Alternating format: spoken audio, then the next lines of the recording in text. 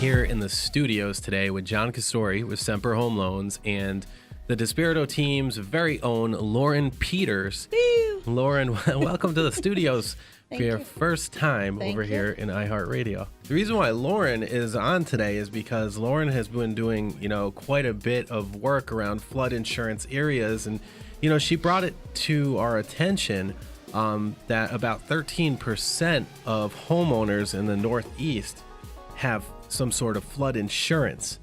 And with the National Flood Insurance Program looking to near its end in September, Lauren, people are going to be affected by this. Can you give us like a quick background on the National Flood Insurance Program and how flood insurance is going to affect homeowners?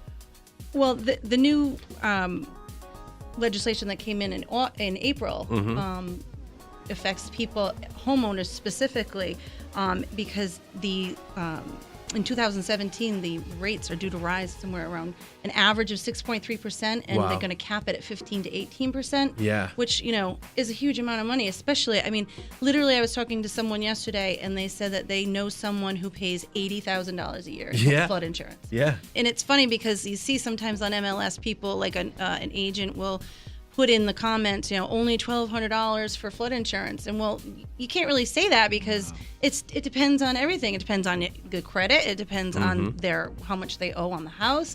It depends on how much of a flood zone it's in, the 1 year, the 10 year, 100 year, which zone it's in. So it's not the same for everybody. It's very convoluted, and that's why you're going to want to make sure when you're shopping around or when you're selling a home, on or around the coast or any flood insurance area. There's places in the middle of Cranston that require flood insurance. Right. Warwick too, all those places. So if you have flood insurance that you're paying now, you want to make sure that you have somebody that understands the program, knows how to pull buyers in, knows how to, leverage all of that information. That's what Lauren does specifically on the DiSpirito team for us.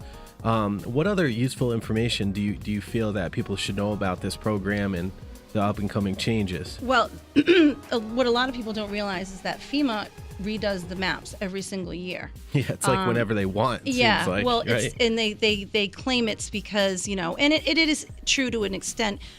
Obviously, Rhode Island has so much coastline; it's constantly changing. 400 plus miles. Yeah, it changes constantly with the tides, the weather. If you have a hurricane, of course, the geography of the land is going to change. So that's why they do it every single year, and then it's almost kind of like it gives them an excuse to raise your rates. Hey. But I didn't say that. Yeah. But there has been some legislation that's, like you said, it's going to expire. The flood program right now is going to expire in September, I think 27th of this year. Cassidy Gillibrand or Gillibrand, I'm not sure which way it says. Their proposal is to try to keep rates as reasonable as possible for That's homeowners good, yeah. because, like we've been saying, it's crazy expensive. That's like their biggest thing. They're trying to fix it because there's such a deficit with the flood insurance program. Probably a lot of it has to do with Katrina and all these, and all that mess down in Louisiana and New York and even Rhode Island. New Jersey. New Jersey. That's right. So that's the biggest thing, is trying to kind of somehow manage it between keeping it reasonable for buyers and also buyers for homeowners. Yeah. And for buyers too. Yeah. Well, yeah. The way I understand flood insurance, it's a little different than homeowners because you really don't have to shop around. Homeowners insurance agencies change in price. They rate things differently. Flood insurance, no matter who you go to, that's the price. Correct? Is Right. that how it works? Well, for a long time, it was just basically federally run. But that's another part of this proposal, is that it's going to be private. So it's Yes, good thank you. because no, but I know where you're getting it. It's again, there's a lot of moving parts to this, but when you privatize things and take it out of the hands of the government, you're going to more have competition. Exactly. And when you have competition, it lowers the rates and it makes markets better for the overall consumer and taxpayer. Right. it's going to be a very slow process according to this, but at least it's in the right direction. John, as a mortgage professional, what happens when somebody comes in and believes that their expenses are X and then all of a sudden they are 18% more than X? What does that do to their debt to income ratio? That could get them denied in their loan. That's why we immediately do a flood certificate to see if it is in a flood zone. That property, it's instant.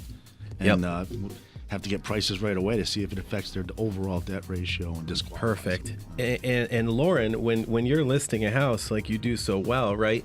One of the red flags you're looking out for clients is obviously not keeping their home off of the market with an unqualified buyer, because what happens when a home is off of the market then has to go back on? What happens? What's the perception? People think there's something wrong with it. People think there's something wrong. Why didn't it sell?